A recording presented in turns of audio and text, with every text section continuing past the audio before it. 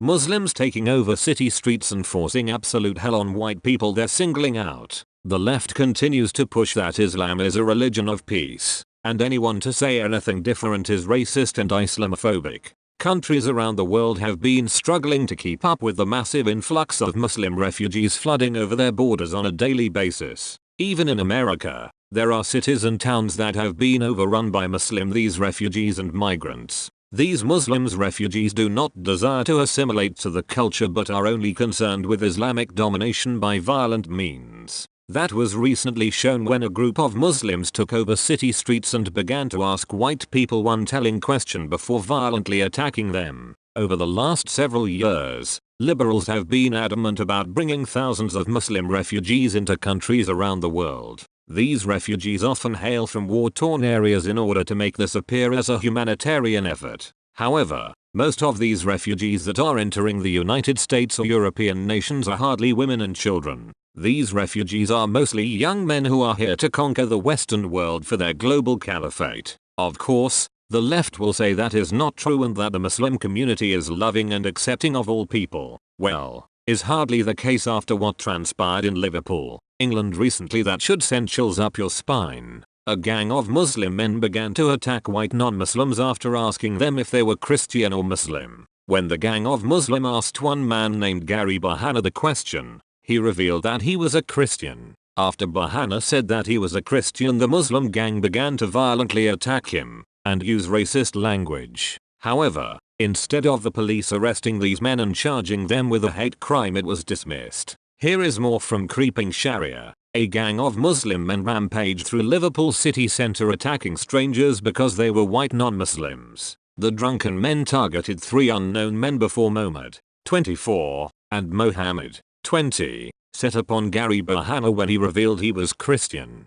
Laughing Farouk, 19, who was not convicted of a racial or religious motive, then filmed Mohammed punching St. Helens councillor Paul Lynch to the ground as his terrified girlfriend tried to protect him. The judge, recorder Louise Brandon, said, "This was a disgraceful and sustained campaign of violence carried out on the streets of the city." Paul Treble, prosecuting, said fellow Muslim Idris Nosrati spotted two of the gang attacking a man in Bold Street at around 3:30 am. He said, he was concerned because one of them seemed to be using racist language, talking about Muslims and Christians. One of them came up to Mr. Nosrati and said, "Are you a Muslim?" Mr. Nosrati said he was. But the man said, "Well, what's the Muslim word?" he said. Mr. Nosrati replied with a well-known Arabic phrase, "There is only one God, and Muhammad is a messenger." Mr. Treble said, he said it's a phrase often linked with ISIS. He was concerned as to their exact intent and that they might be associated in some way to an extremist organization.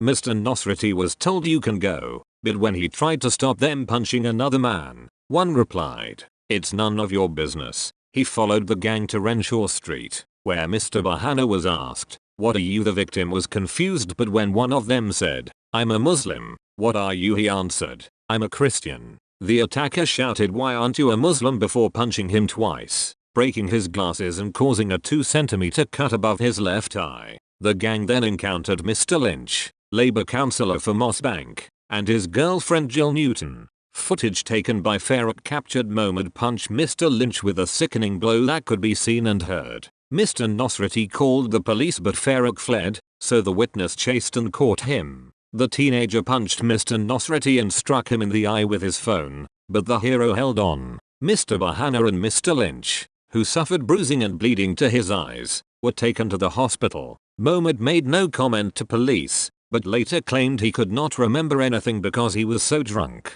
Muhammad initially denied the assaults and suggested they had been racially abused by other men. However, he confessed to targeting people because they were white and non-Muslim. Mohammed, of Perrendale Rise, Bolton, and Mohammed, of East Bank Street, Bolton, admitted racially or religiously aggravated assault causing actual bodily harm. The pair, along with Farouk, of Crumsell Street, Bolton, also admitted assault causing actual bodily harm and affray. The judge said, "References to the fact he was not a Muslim was made and you appeared to justify your actions because of certain beliefs you held." Recorder Brandon said after the joint enterprise attack on Mr. Lynch, "Frightened Miss Newton had no idea what you were going to do next. She said Muhammad confirmed those targeted that night were targeted because they were white and non-Muslim. Of course, the left does not want this story exposed since it shows how violent Muslims are towards white Christians. If we are not careful, this will soon happen in our own cities and towns,